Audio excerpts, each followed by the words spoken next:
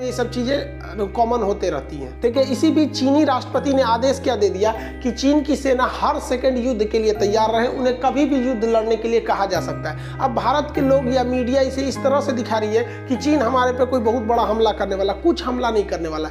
दुनिया का ध्यान जैक मा से भटकाने के लिए या फिर इंडियन मीडिया या फिर इंडिया इस मामले को बहुत आगे ना उठाए, इसलिए ये कह रहे थे लड़ने के लिए तैयार बैठो। मतलब साले तुम अब तैयार बैठोगे, इससे पहले क्या कर रहे थे? मतलब जो अप्रैल से जो बैठे हो, मतलब क्या कर रहे थे वहाँ पे? लोटा लेके बैठे थे क्या वहाँ पे? तुम भी तैयार बैठे थे, हम भी तैयार बैठे थे। तुम हमारे 20 जवान को मारे, हम तुम्हारे 40 से ज्यादा को मारे।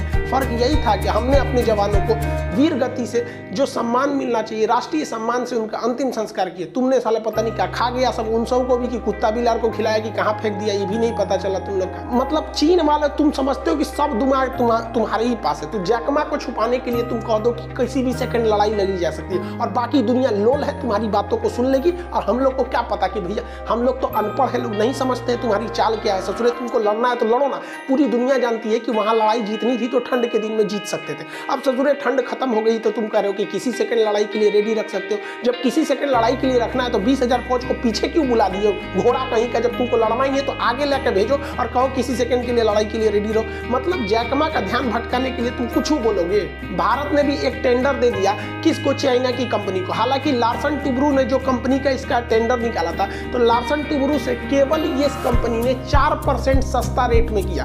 केवल 4% सस्ता रेट की वजह से इंडिया की गवर्नमेंट ने जो टनल बनाने की जिम्मेदारी दी गई थी, हाईवे के बीच प्रोडक्ट में आ रहा था, वो चाइना को दिया गया। हालांकि गवर्नमेंट ने जब ये सुर्खियों में आई तो इसको आनंद फानंद में कहा कि भैया अभी हम इस पर कोई डिसीजन नहीं लिया। तो गवर्नमेंट को भी सोचना चाहिए यार, वो धमकी पे धमकी दे रहा है, आप उसको टेंडर दे रहे हैं कि हमारे यहाँ सड़क बनाइए, ये बनाइए, सबको तो रोकना चाहिए तुरंत। उधर ब्रिटेन में कोरोना महामारी का जो नया स्ट्रेन आया है वो बहुत घातक है। मतलब समझ रहे हैं, वो 70% तेजी से स्प्रेड कर रहा है और ब्रिटेन में फिर हालत बहुत बिगड़ते जा रहे हैं। इस वजह से बोरिस जॉनसन ने ये घोषणा कर दिया था कि वो नहीं आ पाएंगे 26 जनवरी को, जो हमारा रिपब्लिक डे परेड होता है। अब इस परेड में वो नहीं आ सकते।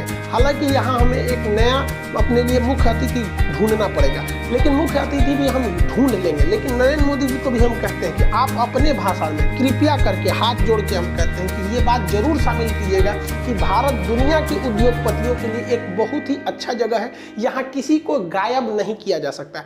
आप जैक मा का नाम में मत लीजिएगा, सीधे यही बोलिएगा कि यहाँ हम आपको इतनी स्वतंत्रता देते हैं कि आप किसी भी देश के, हमारे देश की तो बातें छोड़ दीजिए, आपको हमारे देश में तो कोई दिक्कत ही नहीं, आप किसी भी देश के यहाँ आइए, निवेश कीजिए, आप हमेशा स्वतंत्र हैं।